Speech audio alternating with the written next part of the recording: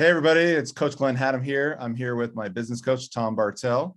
And we're today we just had a pretty powerful coaching session regarding a lot of stuff that's going on in my business growth and what's transpiring, everything from financials to advisory board to the key roles that our members are playing now and what's coming next on the conveyor belt. And Tom, I thought there's just a lot of really juicy stuff there we shared today that I felt the impact, and I'm super excited about what we're embarking on next. But I thought maybe this would be a good place to have you jump in and share a little bit about today's conversation.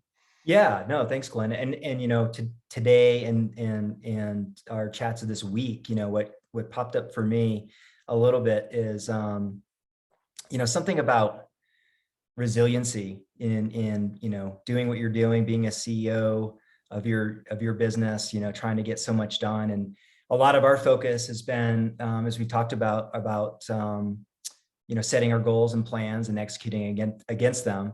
And we joked about it last time, how you like my little catch sayings. The one that was coming in was, failing to plan is planning to fail, and so I feel like that was kind of at the front end of the week and some of the things that we worked on, because as we were talking about that, we talked about worst case scenarios, we talked about plan B and plan C and like what ifs. And sure enough, this week you had a what if pop up on you, that was just manifested like we talked about it, oh, that'll never happen, but then it happens, and it points back at this process of planning and being ready.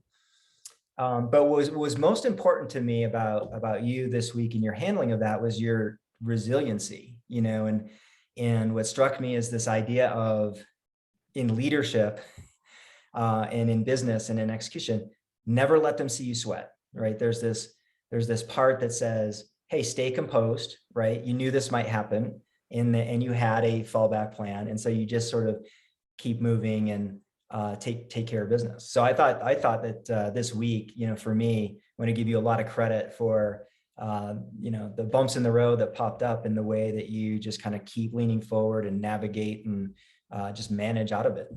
Thanks, bud. Yeah, that means a lot to me. Hey, there's another, you're big on phrases like myself. There's one that we didn't talk about today, not to take us off track here, but I love to do it sometimes and you'll bring it back in. But you have a phrase called HEHITO, and maybe share a little bit about that one, because that one has had such an impact on my life. And there's all the stuff we got to get done here, but this really doesn't matter unless we're getting stuff done out there. And so So for the write this down, everybody. Yeah, it's NIHITO, and this came from a great mentor and friend of mine, Matt Blumberg.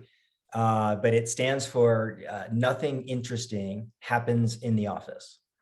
And and maybe that makes a lot more sense like pre-pandemic, when we spend more time away from our homes and virtual environments, but it's still applicable. I don't think it's the feeling and spirit behind it has changed. And you just sort of said it.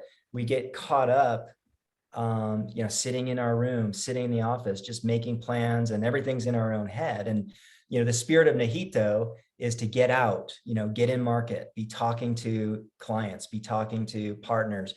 You're supposed to be in the world, gathering information and data points to feed into, your plans and your business building. So you've got to remember, make time to get out and, make contact with the folks you're trying to work with.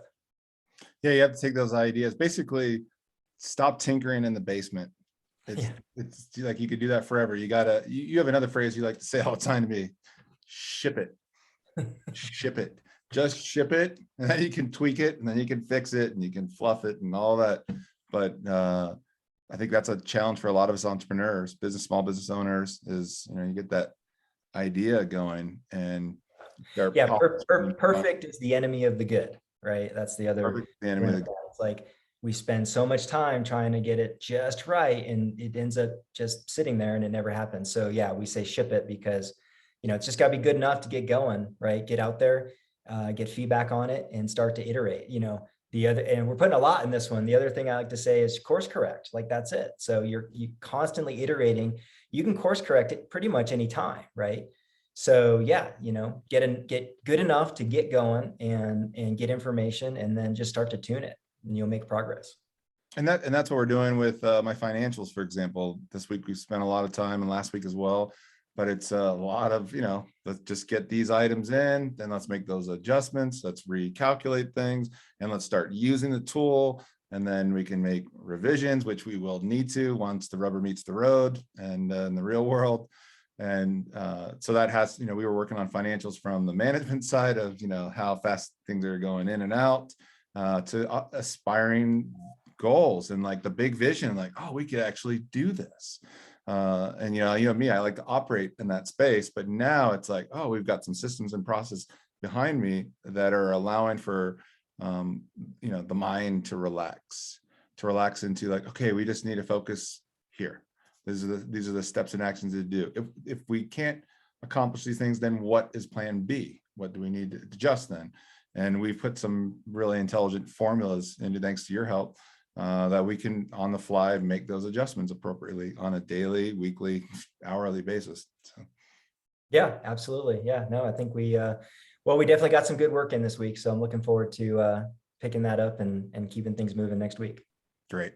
Hey, I just want to say thank you, Tom, and thank you guys, everybody out there, for listening, and tune in next week for some thrills. See you guys.